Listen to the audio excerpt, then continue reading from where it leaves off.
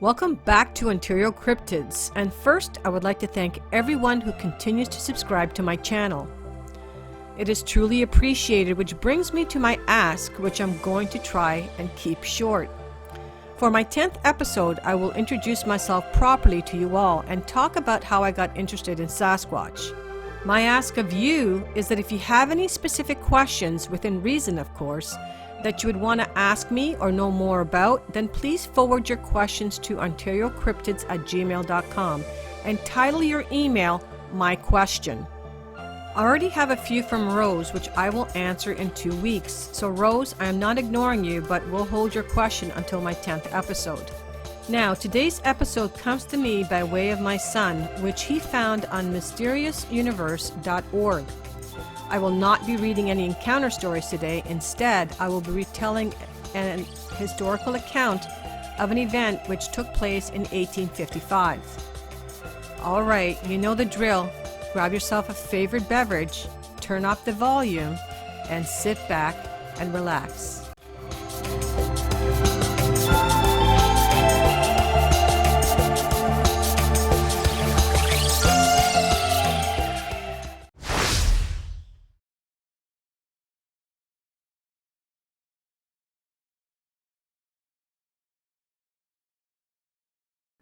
This historical event takes place in June of 1855 in Tuskahoma, Oklahoma. Within the world of cryptozoology, there is perhaps no other mystery creature that is as widely talked about and discussed as the Sasquatch.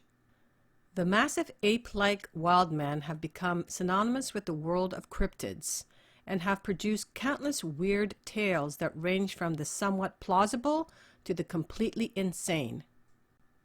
Hovering here in the realm of the latter is a case that I'm embarrassed to say I only recently stumbled across, but which struck me with its spectacular imagery and near absurdity.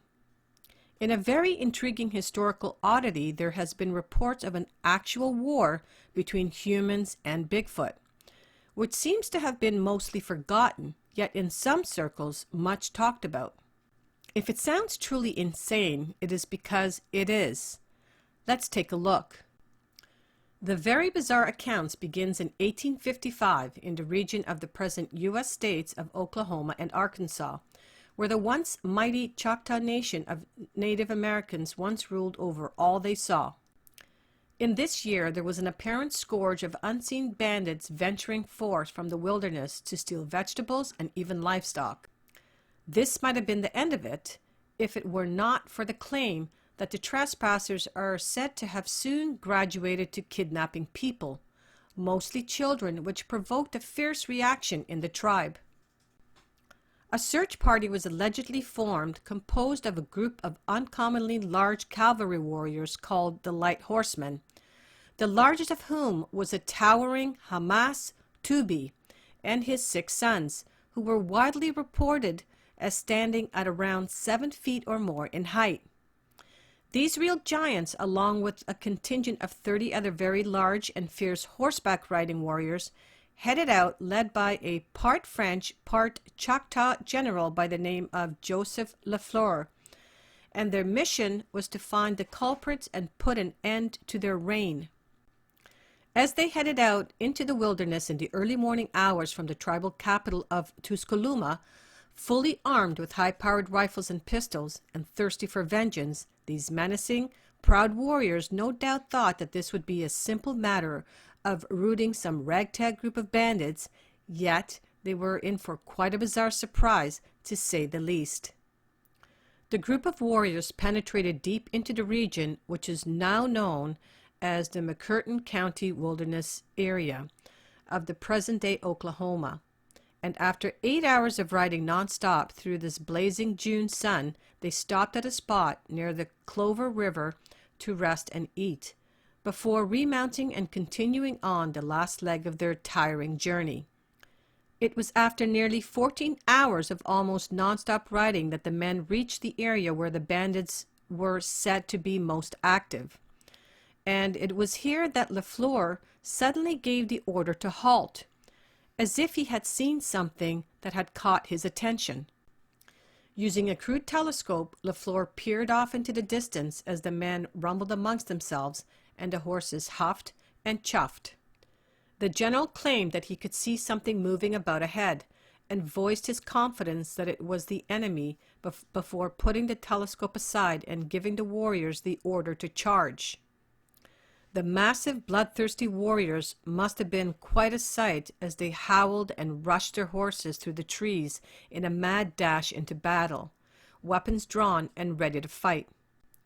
Yet their powerful drive forward was soon brought to a halt when the unbearable stench of decay hit them like a wall and their steeds began to inexplicably buck and rear in an abrupt, profound panic, knocking several of them to the mossy ground, to writhe around, hacking and coughing. Such was the intensity of the supposed olfactory assault. Some of the warriors, including the Tubies and LaFleur himself, were allegedly able to control their animals and advance past a nauseating wave of rotting stink to rush towards the bandits. And as they exploded out into the forest clearing, the source of the Stygian stench was clear. There, in the center of the clearing, they found what was described as some sort of earthen mound that had embedded within it and strewn about it numerous corpses in various levels of decomposition, drawing a fog of flies that droned all about the startled warriors. Of human bandits there was no sign, but looming nearby were 3 enormous ape-like creatures covered with hair, so tall as to dwarf even the most statuesque of the Tubies themselves. These beast men purportedly stood there glaring in their direction, completely unafraid of the tribal warriors. What purportedly followed next is just as dramatic and over the top as any action movie. LaFleur is said to have charged the strange beasts without hesitation, pistol and saber in hand, and howling the whole time. One of the creatures stepped forward and lashed out with a massive hand to swat the general's horse to the side of its head with a thunderous blow that sent it sprawling to the ground dead. LaFleur was ejected to the ground, but was soon on his feet with pistols blazing, managing to hit the wild man several times, but barely slowing it down at all.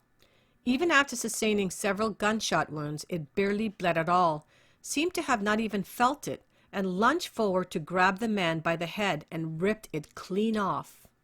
All of this had happened before the others had even had a chance to react, nor indeed even process the situation at all, and they all had witnessed it in a wide-eyed stupor. Upon seeing their general slump to the ground without a head, as this vicious ape creature loomed over his carcass, they produced their rifles and launched a withering volley of bullets at the monsters, which managed to drop all but one of them. The grievously injured creature purportedly limped off in a bid to escape, but was set upon by one of the Tubby brothers, who pounced and apparently cut its head off with his hunting knife. In the aftermath, it was just a few scattered native warriors, poised and ready for the next attack that would never come. The smell of the gun smoke and the fetid stench of the dead bodies, feces, and urine lingered all around them. In the background, that Tubby brothers crouched over a hulking beast with blood on his knife and hands. The natives then went about the grim work of burying the dead, finding the bodies of at least 19 children among them, and the bodies of the hulking beasts were burnt on a bonfire. It is without a doubt a harrowing, terrifying tale filled with mysteries, monsters, and sheer, otherworldly bizarreness. The tale has been passed around the internet quite a lot, it seems, and if it seems too good to be true, then it may be because perhaps it is. The tale does indeed incorporate various historical facts, as LaFleur seemed to have been indeed being a real person who did die in 1855, and the Tubies are apparently real as well.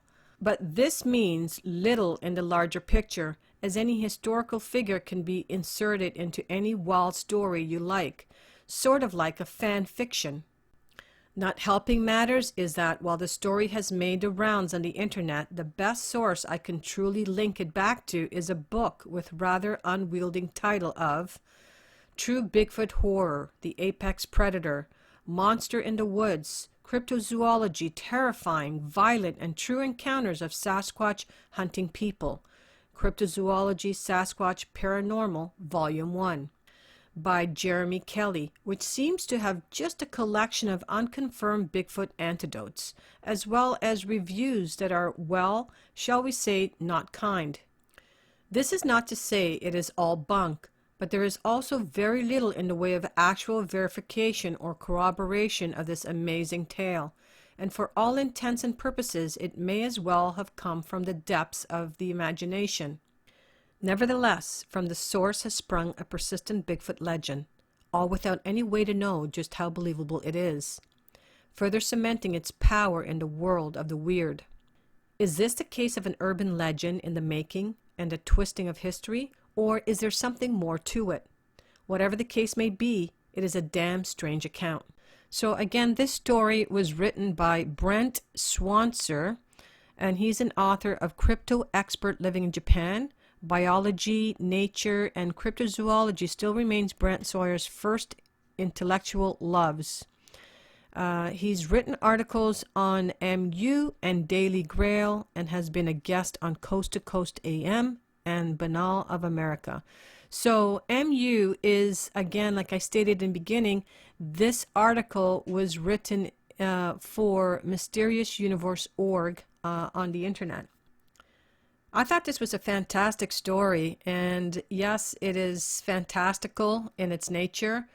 However, there are a lot of truth to the characters, and I have found accounts of some of the information that was told in the story, so it does corroborate it. And I also confirmed that the Tooby family and Captain Joshua Lafleur, they were real people back in the day.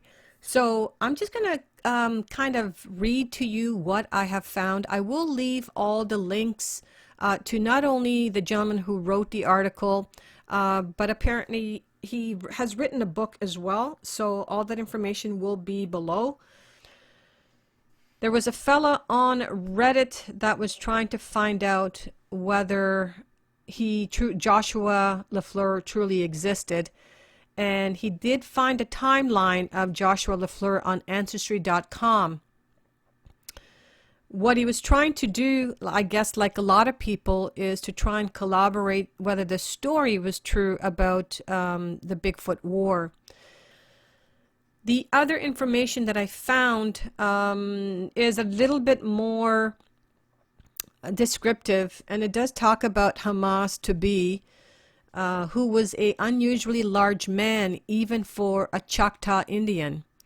His father, Hanley to be, stood 2 inches over 8 feet in height and weighed 540 pounds. Hama had 6 sons who stood about a foot shorter than Pahulumi, which translates into father. I can't imagine seeing a human that was very close to 8 feet tall. That is unusually large. I mean, when you think about it, they should have been about the same size as the Sasquatch themselves, but yet in the story, it says, or it's stated, that the Sasquatch towered over them. So if they were towering over these giants of North American Indians, which would have been anywhere from 7 to 8 feet tall, then that would make these Sasquatches to be, I don't know, 10 to 12 feet tall? I mean, I'm guessing here because there's no actual height given in the storyline as to how tall the Sasquatches were. So, very interesting story. But on this Facebook page, there is a huge write-up on the Tubi. There is also more description that kind of backs up the story that I just read to you. So, you know, is it true? Well, I guess we'll leave it up to you to determine whether you feel this story is true or if it's too fantastical to be true. I truly enjoyed retelling this story, and I'm going to try and look for more historical accounts, not per se of wars between Sasquatches and humans, but anything historical that tells a story of cryptids. It doesn't have to be Sasquatches, it could be anything.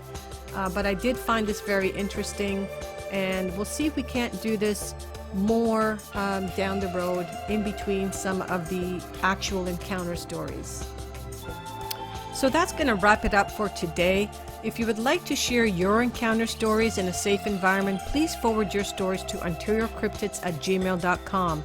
And by the way, your stories do not have to originate from Ontario, and they can be as anonymous as you would like.